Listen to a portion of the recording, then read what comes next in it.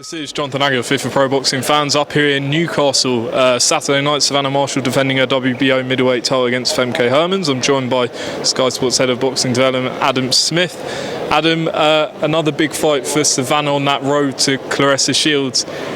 Is there a bit of pressure on her this weekend? Because if this doesn't go to plan, then that fight, I guess, is over.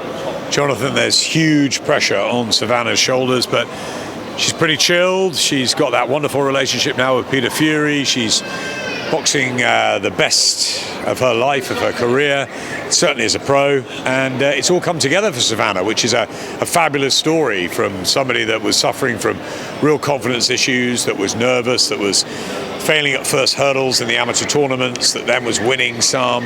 You know, she's come a long way. And I'm really proud of her, and to see her now as, you know, arguably the biggest female puncher in the world, as, you know, WBO middleweight champion on the crest of a huge unification with Savannah Marshall, which I think is one of the best fights anywhere in the world to make. Of course there's pressure.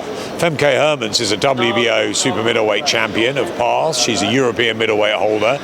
She's quality. She's taken Claressa the distance. Clarissa's going to be ringside. There's all sorts of expectations on Savannah's shoulders. But you know what?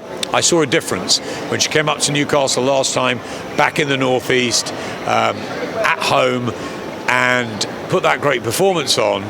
You know, there was almost like a sort of a freedom there, and someone that became really a star overnight. And I think she'll go on. There's some maturity as well. Now she's 30. I think she'll go on and she'll take everything in her stride. Her and Peter will focus on the game plan. They'll take Femke Hermans extremely seriously. And there's a bit of me that thinks that she'll want to make a real statement with Claressa at ringside. Reminds me slightly, and we're going back a few years, of when Kevin Kelly came to Sheffield to see Nassim Muhammad fight Jose Badillo, and everyone said Jose Badillo is the best fighter that Naz has fought, and, you know, will he slip up before the big New York debut? And he didn't slip up. He boxed out of his skin. It was probably the best performance of his career. And Kevin Kelly sat with him afterwards, and he said, "I'm going to smoke your boots." And then we had the big fight in New York. So I think she'll want to put a statement out, a real message to the fight fraternity that she means business, that she beat Claressa as an amateur, and that she'll has no question in her mind that she'll beat Claressa as a pro. Will she? I think Clarissa's fantastic. It's a very, very difficult fight to call.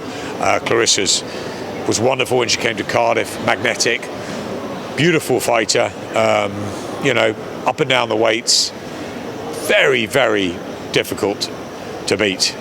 But Savannah's got firepower. It's a cracking fight, but she's got to get past Femke. So yeah, big pressure. Having said that though, Savannah is expected to come through, and with Claressa at ringside, what could you tell us about that fight? Is there a chance it'll just be announced on the night? Is there a date and venue already locked in? No, there's a few things to be sorted out. The fight is locked in. That is their next fight. If Savannah wins on Saturday night, she will fight Claressa in the summer. But we're still working. There's a lot of spinning plates, Jonathan, as you know, as ever in boxing, with AJ and Usyk are sort of moving date at the moment. We think that's the back end of June. We don't know what's happening with Kell Brook and Chris Eubank and all sorts of other possibilities. We've got new signings coming through, big announcements to come. So there's lots of things that are going to happen in the spring, summer. So I'm not sure on a date yet, but I'm very keen to bring it to Newcastle. And I'm very keen to make it as big a fight as we can. And I think it sells itself. I think it's a fantastic fight. I think it's a great narrative, really, really good storybook because of their amateur rivalry. Great having Claressa over to push herself in front of the UK audience, and yeah, I can't wait for it. So it will be their next fight. Is it a stadium level fight or just slightly under at the moment? That's a good question. Bit of me wants it to be in St James's Park, a little bit like Tony had his big night at Goodison. You know, is that financially viable? Is it big enough? Not sure. Or is it just going to be an incredible night at the arena? I don't know. I'll leave that to the event organisers, Boxer and Dimitri's team will sort that out, all that side. I'll concentrate on the fact that we want to get it to as many fight fans as possible. It's a massive fight. But I think it should be in Newcastle, whether it's at the arena or outdoors. I don't think it matters. I think it's going to be a massive night, whatever. Just moving away from this card, we spoke a number of times about show clashes and how they're often unavoidable at this stage. Just wanted to go back to obviously Saturday night. You had Riapol against Juma, Matchroom had Martinez, Warrington. I don't know if you'd say it was a gamble, but going up against a world title fight, did that work out as well as you could have hoped? They're not gambles in this. We're concentrating on what we're doing, and DAZN and Matchroom are concentrating on what they're doing. We don't want a clash. Clashes aren't good. Eddie will say that. Frank will say that. Clashes are not good because we want fight fans to be able to enjoy the different shows. However, there is so much competition at the moment. There are so many shows that clashes are inevitable, and sometimes you book an arena and they'll have booked Leeds way out, and Boxer would have booked Wembley Arena way out, and sometimes you just got to have to go with it. I'm a fight fan, Jonathan. I was disappointed. I love Josh Warrington and Kiko Martinez. They've had great nights on Sky. I wanted to watch it. And actually, straight as soon as Richard Riakporhe had stopped Dion Juma, I was trying to find it. So, it's not easy. It's not good. But ultimately, we believe in our platform. We believe in Sky, and we've got to concentrate on what we're doing.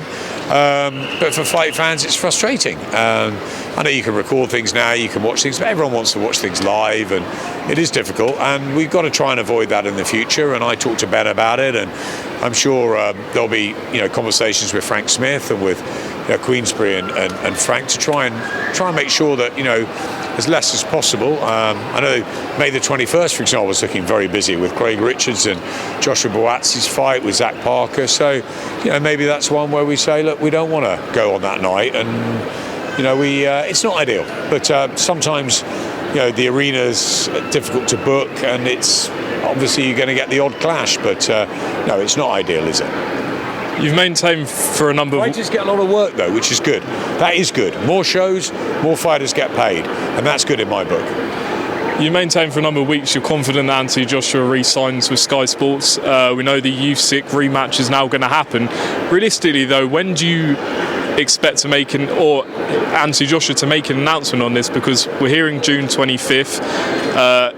That's a few months away now. But from your understanding, is an announcement imminent? Jonathan, they're not ideal dates. June the 11th was the date was going to be. That's my wedding anniversary, and June the 25th is my eldest daughter's 16th. So you can imagine how that's gone down at home. But this is boxing. We got no control, have we? Really, we're out of contract with Anthony Joshua.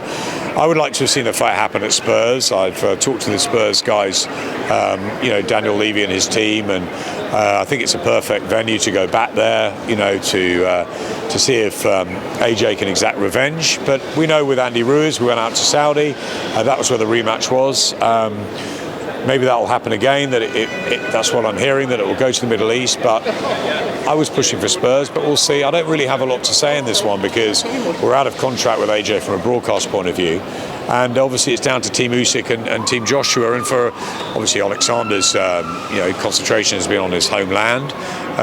They wanted to go and fight, which is great. We get the rematch. I'm hearing June 25th. I'm hearing it might be the Middle East, so we'll see. As far as we go, I'm very confident that Anthony will stay on Sky. Always have been. We started with him. I think we'll finish with him. I think his whole career will finish on Sky. I'd like to think that because I think we're really good for each other. We're the best platform in the UK. He's the big star, the big name, and although Tyson Fury is now elevated into the number one position, Anthony's still a huge fighter, and everyone's getting excited about Tyson Fury at Wembley against Dillian White, rightfully so. I think everybody should get excited about Anthony Joshua's comeback, and I very much hope that we'll be able to announce something soon. There are negotiations going on. It's a business. Ultimately, business things can change, and it could go another way. But I'm confident that he'll stay at Sky. I message and talk to him regularly. I'm very close to KD and Freddie and the whole team, and I wouldn't know why they'd want to go anywhere else in the UK. I think Sky is the place to be, and I'm hoping that they'll finish the negotiations soon, and we'll let you know in due course. Fingers crossed. Just last one on AJ. I know yourselves and Matchroom left on good terms when you both parted company and you moved to Boxer. With Joshua being a Matchroom fighter, obviously they would be promoting the fight. How would that dynamic work now with you guys broadcasting it, given the fact you're now with boxing, you've done some big shows with them. I still work on the darts for Sky, and that's Matt Porter and Matchroom, and it's business, and that's what we do. Ben's been a brilliant new partner, promoter. I'm working night and day with him. Todd DeBurf I spoke to yesterday about various up-and-coming shows, which is really exciting. We've got Michaela Mayer in a couple of weeks. We've got Shakur Stevenson and Oscar Valdez, and lots more coming. June's going to be massive, I think, for top-ranked shows. And Ben and I continue to sort of concentrate on what we're doing, which is building the best boxing we can for Sky. When Matchroom took their fights away, it was a friendly split, of course. Frank and Eddie I've got on brilliantly with over many, many years. And so we just go about the business. And it was a bit more raw the first time when AJ fought Usyk, because it was only a matter of weeks where the deal had changed, and we just cracked on. It was great to work with them again, and it'll be great to work with them a second, third, fourth time, whatever. It's business. Frank was at the Eubank show in Cardiff, with Emily, and Ben spoke to him, and I think Ben and Frank have got a good relationship, and I'm sure we'll all be able to work together in harmony. That's how boxing is, isn't it? I mean, I went to the Frank Warren's press conference for Tyson Fury and Dillian White. It's not our fight, it's a BT Sports box office fight, but I think that we should talk about the big fights. That's why I've talked about, for example, the fantastic fight between Condon and Lee Wood. And I think the Amanda Serrano and Katie Taylor fight is a huge fight. Just like I think we've got big fights coming on. We had them in February, we've got big ones coming on. It's a great night Saturday. We're going to have some tournament shows coming soon too, and that's really exciting. I think the fans are benefiting from having so much boxing, maybe not the clashes, but the plenty of shows. And I think most importantly, the boxers are getting plenty of money now, which is great to see after the pandemic. They're getting opportunities, fights, and long may that continue. So the more competition, the better. But I'm sure that if AJ and our lot, re-sign, we get a great deal going forwards, and we continue with AJ through his career, which is what I want to do, what I think will happen. Then we'll be working with Matchroom, and we're delighted to be back with them doing that. But I'm really enjoying my time with Boxer and Top Rank.